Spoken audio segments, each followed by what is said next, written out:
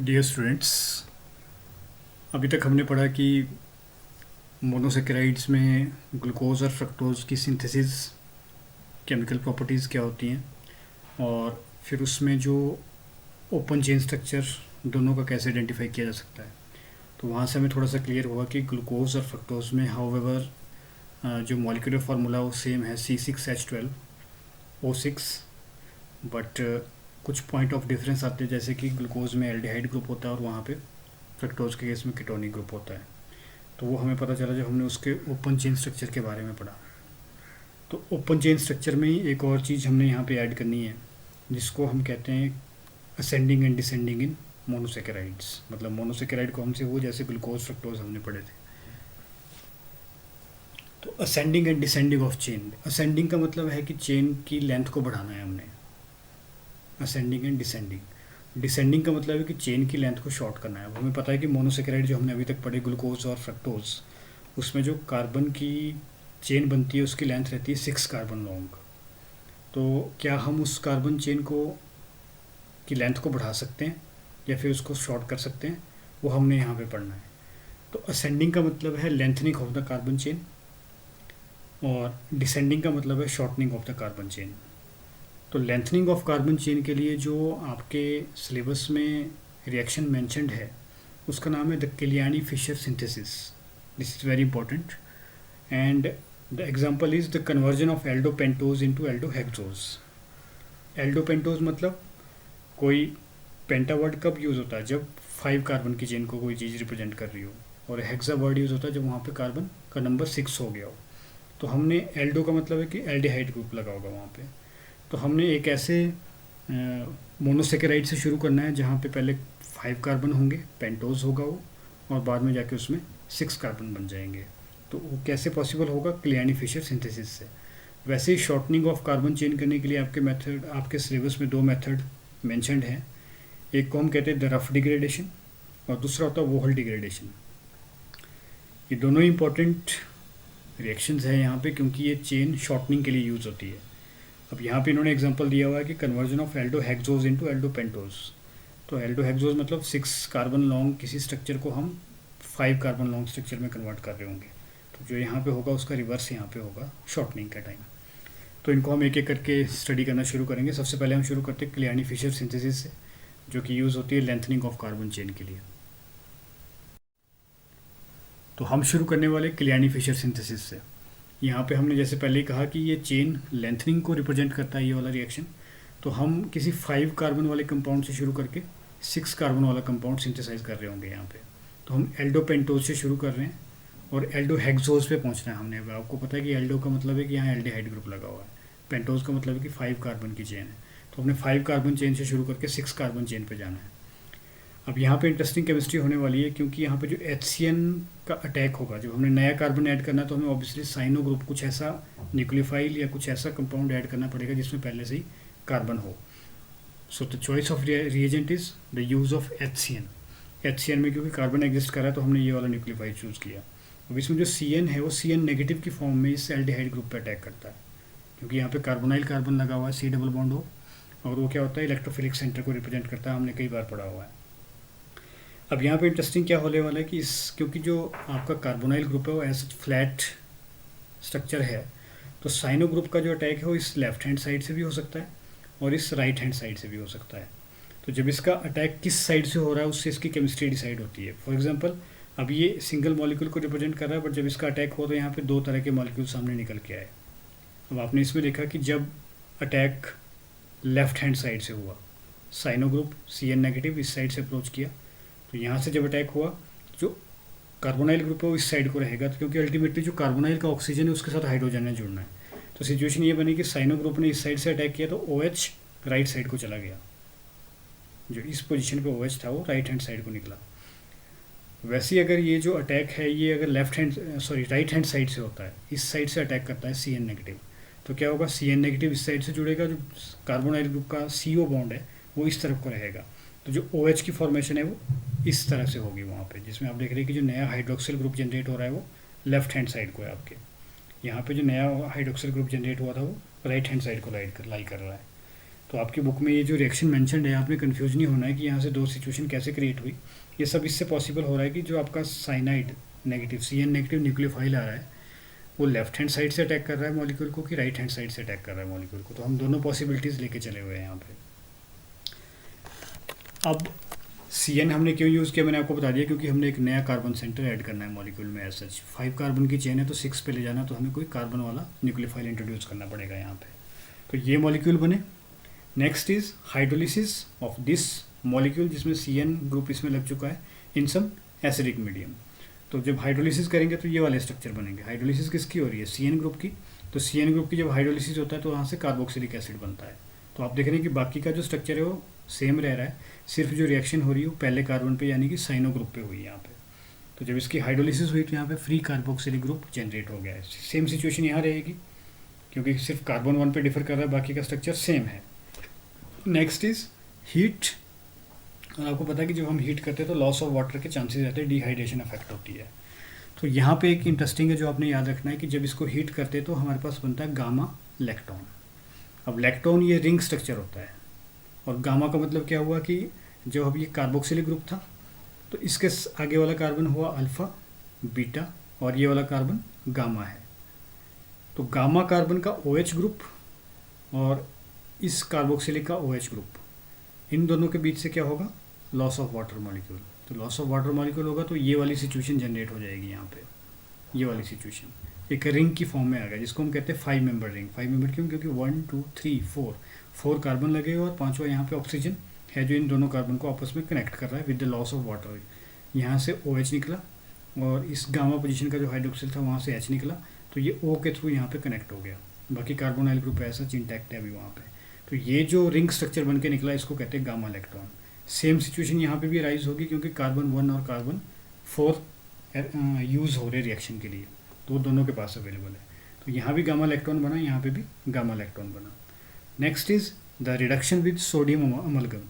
Sodium amalgam की मैंने बात की थी कि सोडियम और मरकरी का जो मिक्सचर यूज़ करते हैं और उसको थोड़ा सा एसिडिफाई करते हैं, तो that act as wonderful reducing agent. तो रिड्यूसिंग एजेंट का मतलब है कि एडिशन ऑफ हाइड्रोजन होनी है यहाँ पे। अब सीधा सीधा ये समझ के चलो कि कार्बोक्सिलिक ग्रुप है, उसकी हम रिडक्शन करने वाले हैं। तो यहाँ पे जब इस कार्बोनाइल ग्रुप की रिडक्शन होगी तो यहाँ पे ये पहले ये एसिड की फॉर्म में था, और एसिड के जो रिड्यूसिंग प्रोडक्ट होते हैं वो एल्डिहाइड या कीटोन होते हैं। तो ये टर्मिनल क्योंकि एसिड है तो यहाँ पे एल्डिहाइड जनरेट होगा। तो इस पोजीशन पे ऐसा यहाँ पे एल्डिहाइड जनरेट हो गया। So the net effect is कि यहाँ पे अब कार्बन की चेन है वो 6 मेंबर लॉन्ग हो चुकी है, जो शुरू में 5 मेंबर थी। तो ये एल्डो पेंटोज था, अब यहाँ पे एल्डो हेक्सोज बन चुका है। सेम सिचुएशन इज़ हेयर, यहाँ पे भी एल्डो हेक्सोज बना, लेकिन ये दोनों डिफर कर रहे हैं आपस में कार्बन नंबर 2 पे। कैसे? बाकी का स्ट्रक्चर सेम है, कार्बन नंबर जो 2 है उसमें जो हाइड्रोक्सिल ग्रुप है वो इस केस में राइट हैंड साइड को फॉल कर रहा है, जबकि इस केस में वो लेफ्ट हैंड साइड को फॉल कर रहा है। तो ऐसे स्ट्रक्चर जो कार्बन 1 पे नहीं पर बल्कि कार्बन 2 3 4 में से किसी कार्बन पे डिफर करते हैं स्ट्रक्चर में, उनको हम कहते हैं एपीमर्स। तो ये जो एग्जांपल हैं सारे के सारे किसको रिप्रेजेंट कर रहे हैं? एपीमर्स को। तो आप ये कह सकते हैं कि जो हमने यहाँ पे एल्डो हेक्सोज डी ग्लूकोज और डी मैनोज बना, तो ग्लूकोज और मैनोज आपस में कैसे लिंक्ड है? They are the epimer of each other at carbon number 2, क्योंकि कार्बन नंबर 2 पे डिफर कर रहे हैं वो। OH यहाँ पे राइट साइड को, यहाँ पे लेफ्ट साइड को। तो अब आप देख रहे हैं कि सिर्फ राइट साइड और लेफ्ट साइड होने से क्या हो जाता है? एसएच मॉलिक्यूल का पूरा नाम ही चेंज हो गया। यहाँ पे डी ग्लूकोज था, यहाँ पे डी मैनोज बन जाता है। तो ओवरऑल हमारे पास क्या होना चाहिए था कि चेन की लेंथ बढ़नी चाहिए, और हमने देख लिया कि इन दोनों केसेस में चेन की लेंथ बढ़ के 5 से 6 हो गई हुई है। तो ये था किलियानी फिशर सिंथेसिस, जिसमें हम लेंथनिंग ऑफ कार्बन चेन के बारे में पढ़ते थे। Next is chain shortening reactions. तो चेन शॉर्टनिंग के लिए मैंने आपको कहा था कि 2 मेथड होने वाले हैं, एक है रफ डिग्रेडेशन, दूसरा है वोहल डिग्रेडेशन। बिल्कुल सिंपल सी रिएक्शन है, क्योंकि चेन की शॉर्टनिंग होनी है तो सीधा सा मतलब है कि एल्डो हेक्सोज यानी कि 6 कार्बन लॉन्ग को स्ट्रक्चर है, उससे हम 5 कार्बन लॉन्ग स्ट्रक्चर पे पहुंचेंगे जाके। तो बीच के थोड़े से आपको रीजेंट्स याद करने पड़ेंगे, 2-3 स्टेप्स की रिएक्शन इस पर क्वेश्चन आता ही आता है। Discuss Ruff degradation, discuss Wohl degradation. तो आपको थोड़ा सा अगर आप 1-2 स्टेप इनको रिमेंबर करेंगे तो आपका कम से कम 5-6 नंबर का क्वेश्चन बड़ी इजीली सॉल्व हो जाता है यहाँ से। तो अब हम देखेंगे कि रफ डिग्रेडेशन में कौन कौन से रिएजेंट यूज़ होंगे कि जो चेन की लेंथ है 6 कार्बन से 5 कार्बन पे हो जाए वो। तो सबसे पहला जो रिएजेंट यूज़ होना है दैट इज़ ब्रोमीन वाटर। ये हमने पहले भी यूज़ किया हुआ है। It is weak oxidizing agent, इतना वीक ऑक्सीडाइजिंग एजेंट होता है कि जो ज़्यादा रिएक्टिव मॉलिक्यूल है, जो कि एल्डिहाइड है इस केस में, सिर्फ उसी की ऑक्सीडेशन करेगा, बाकी का जो मॉलिक्यूल है ऐसा उसको डिस्टर्ब नहीं करता है ये। तो हमें पता है कि एल्डिहाइड के जो ऑक्सीडेशन प्रोडक्ट होते हैं वो कार्बोक्सिलिक एसिड होते हैं। सो ब्रोमीन वाटर की जब ऑक्सीडेशन करेगा एल्डिहाइड पे तो यहाँ पे कार्बोक्सिलिक ग्रुप बनेगा। लेकिन अभी तक आप देख रहे हैं कि कार्बन का जो नंबर है वो इंटैक्ट रह रहा है। So next is the reaction of calcium carbonate with this. तो जब हम किसी कैल्शियम के साथ करेंगे तो obviously calcium salt of carboxylic acid बनेंगे। तो ये सिचुएशन क्रिएट हुई यहाँ पे, this is calcium salt of carboxylic acid. अब क्योंकि हमने अल्टीमेटली इस कार्बन को एलिमिनेट करना है यहाँ से, तो हमने क्या किया, ये पेरोक्साइड का कम्बिनेशन आयरन 3 यानी कि फेरिक आयन के साथ यूज़ किया। तो पेरोक्साइड और फेरिक आयन का जब कम्बिनेशन यूज़ किया जाता है तो इस रिएजेंट का नाम होता है फेंटन्स रिएजेंट। ये आपकी बुक में दिया हुआ, आप इसका नाम पढ़ना, फेंटन, FENTON, फेंटन्स रिएजेंट। तो फेंटन्स रिएजेंट है वो वंडरफुल रिएजेंट है यहाँ पे, क्योंकि उसने यहाँ से जो 6th कार्बन है उसको in the form of carbon dioxide liberate करवा देना है। तो ये in the form of carbon dioxide निकलेगा और ultimately it will bring about, क्योंकि पेरोक्साइड की टेंडेंसी होती है ऑक्सीडेशन कराने की। तो अभी ये क्या है, एल्कोहल है, और एल्कोहल का जो ऑक्सीडेशन प्रोडक्ट होता है वो एल्डिहाइड या कीटोन होते हैं। तो जैसे ही यहाँ से ये कार्बन डाइऑक्साइड की फॉर्म में निकलेगा ये बन जाएगा टर्मिनल एल्कोहल। तो टर्मिनल एल्कोहल की जब ऑक्सीडेशन होती है तो उससे एल्डिहाइड जनरेट होता है। इसकी ऑक्सीडेशन से यहाँ पे क्या बन गया, एल्डिहाइड बन गया। तो ये वाला जो कार्बन है in the form of carbon dioxide liberate हो गया। तो अब आप देख रहे हैं कि क्योंकि एक कार्बन एलिमिनेट हो चुका है तो अब जो कार्बन चेन की लेंथ रह जाएगी वो 5 कार्बन की रह जाएगी। तो एज सच यहाँ पे जो स्ट्रक्चर बन के निकला दैट इज़ एल्डोपेंटोज। तो हमने एल्डोहेक्सोज से शुरू किया था और एल्डोपेंटोज बना लिया यहाँ पे। एक चीज़ यहाँ पे इंटरेस्टिंग है कि अब क्योंकि जो कार्बन नंबर 2 था, जहाँ से ग्लूकोज और मैनोज आपस में डिफ़र कर रहे थे, हमने पिछली स्लाइड में देखा कि OH राइट साइड को तो उसको हम ग्लूकोज बोलते हैं, अगर लेफ़्ट साइड को तो उसको मैनोज कहते हैं। बट जब हमने रफ डिग्रेडेशन इस पर परफॉर्म की तो जो कार्बन नंबर 2 था वो एक्चुअली कार्बन नंबर 1 बन गया और बाकी का स्ट्रक्चर सेम रहा। तो यहाँ तो हम 6 मेंबर में तो हम डिफ्रेंशिएट कर सकते थे कि कौन सा ग्लूकोज है कौन सा मैनोज है, बट इस 5 मेंबर में हम नहीं कर पा रहे, क्योंकि वो जो सेंटर जहाँ पे डिफरेंस आ रहा था सेकंड कार्बन वो ख़त्म हो चुका है, स्टीरियो सेंटर वो कायरल सेंटर था वो ख़त्म हो चुका है। तो इसकी वजह से इस तरह की डिफ्रेंशिएशन यहाँ पे पॉसिबल नहीं है। तो ये थी रफ डिग्रेडेशन। नेक्स्ट है वोहल डिग्रेडेशन। बिल्कुल सिमिलर से स्टेप से थोड़ा सा डिफरेंस है, सिर्फ कि रिएजेंट कौन सी स्टेज में कौन सा यूज़ करना है। वहाँ पे ब्रोमीन वाटर के साथ ऑक्सीडेशन हो रही थी, यहाँ पे हम अमोनियम हाइड्रोक्साइड यूज़ करते हैं।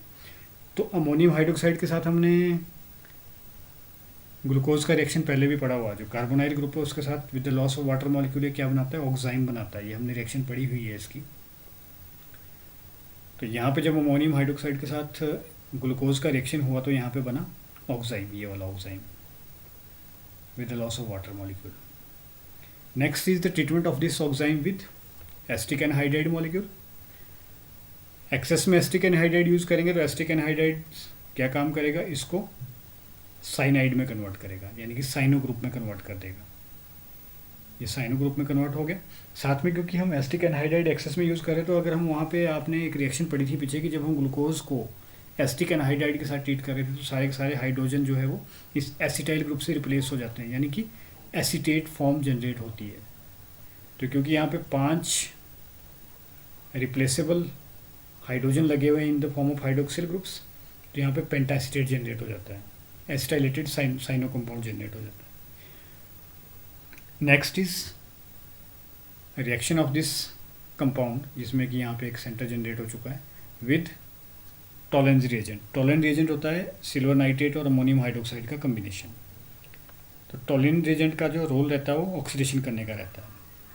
तो टॉलेंस रिएजेंट जब हमने यहाँ पे यूज़ किया तो यहाँ से हो जाएगा लॉस ऑफ HCN प्लस जितने भी ये जो मॉलिक्यूल थे वो अपने अपने हाइड्रोक्सिल की फॉर्म में वापस आ जाएंगे। तो आप यहाँ पे देख रहे हैं कि जो यहाँ पे 6 मेंबर या 6 कार्बन चेन से हमने शुरू किया था वो अब यहाँ पे 5 कार्बन चेन में कन्वर्ट हो चुका है कंपाउंड, तो एल्डोपेंटोज बन जाता है यहाँ पे। तो ये रिएक्शन और रफ डिग्रेडेशन ऑलमोस्ट सिमिलर है, सिर्फ रिएजेंट का फ़र्क है कि कौन सी स्टेज में कौन सा रिएजेंट यूज़ हो रहा है। तो आज के लेक्चर के लिए इतना काफ़ी है। कल से हम अगर पॉसिबल हुआ तो साइक्लिक स्ट्रक्चर पे आएंगे। मुझे लगता है कि 1-2 रिएक्शन और अभी ओपन चेन की रहती है तो पहले शायद हम उनको डिस्कस कर रहे होंगे। तो आज के लिए इतना काफ़ी है।